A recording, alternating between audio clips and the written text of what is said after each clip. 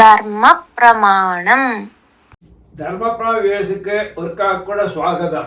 വാദ്യാർ ஆசோஜம் நம்ம பார்க்கலையாக்குமானா அது ஆரோக்கியத்தை பாதிக்குமா? சாஸ்திரம் என்ன சொல்றது சார்? இந்த ஆசௌஜம் சொல்றது அது வந்து பிழையில்வா. அது ஜனன ஆசௌஜம், ஜனனத்திலையும் வரும் மரணத்திலையும் வரும்.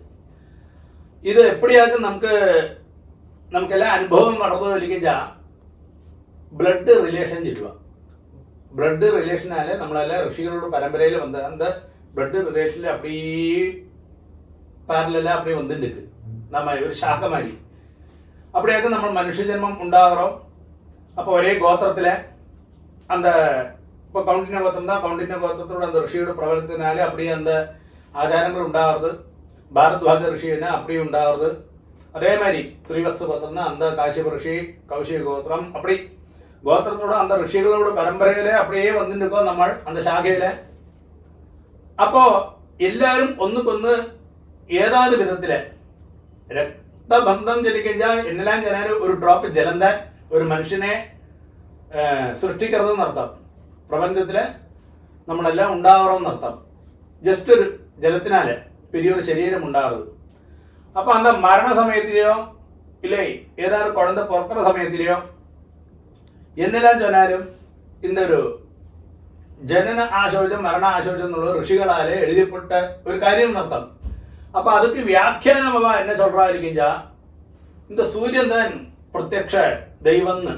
அந்த சூரியன் கிட்ட தான் எல்லா தேவதைகளும் இருக்கா, മനുഷ്യകളും இருக்கா, പിതൃക്കളും இருக்கா, എല്ലാം അങ്ങേത് அந்த സൃഷ്ടി നടത്താം. അവരൊന്ന് ഭൂമിക്ക് കിട്ടക വന്നാലോ അല്ലെ ഭ്രമണപഥത്തേക്ക് നീങ്ങിപ്പോനാലോ നമ്മ മനുഷ്യ ശരീരത്തില് ആരും, അതായത് ഭൂമിയിലെ ആരുമേ இந்த മനുഷ്യ ശരീരം ആരുമേ இருக்க மாட்டானாக்கும் பிரமாணம்.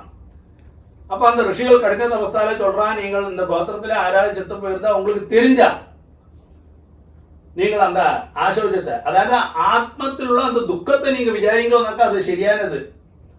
அப்போ அந்த துக்கத்தை நீங்க മനസ്സിൽ വിചാരിங்கോ അവളുടെ അനുഗ്രഹം പരിപൂർണமா உங்க കുടുംബത്തിലെ கிடைக்கும்.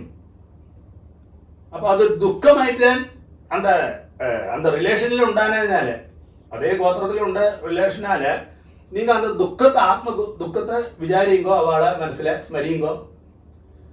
10 നാളേക്ക് പെലതർപ്പണം പണ്ണപ്പെട്ടവ പണ്ണുങ്കോ. 14 നാളേക്ക് പുണ്യാകം വാങ്ങി പൂണല മാറ്റുങ്കോ. ജെൻസ് ലേഡീസ് എല്ലാം പുണ്യാകം വാങ്ങി ശുദ്ധി പണി തുടർന്ന് ആത്തിലെ ഒങ്കാത്തിലെ കർമ്മങ്ങളെല്ലാം പണിക്കലാം. அப்படி ഒരു വിധി നമുക്ക് ഋഷികളാലെ அந்த ക്ലീന ഭാഷ്യപ്രകാരം എഴുതി വെച്ചിരിക്കാവാ.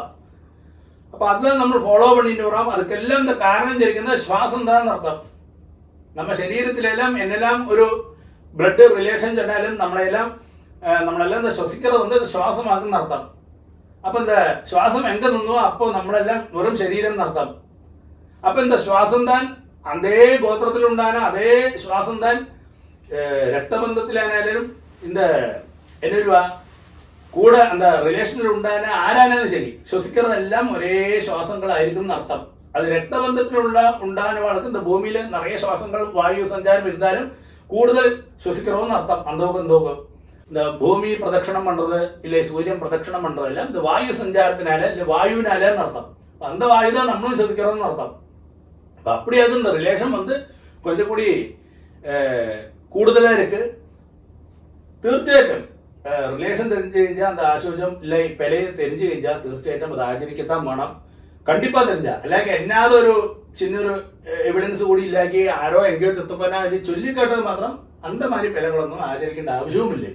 അപ്പം അത് അതോട് ശരിയാന ഇന്നത്തെ കാലത്തുള്ള ആചാരവും ശരിയാന ശാസ്ത്രവും വിധിയും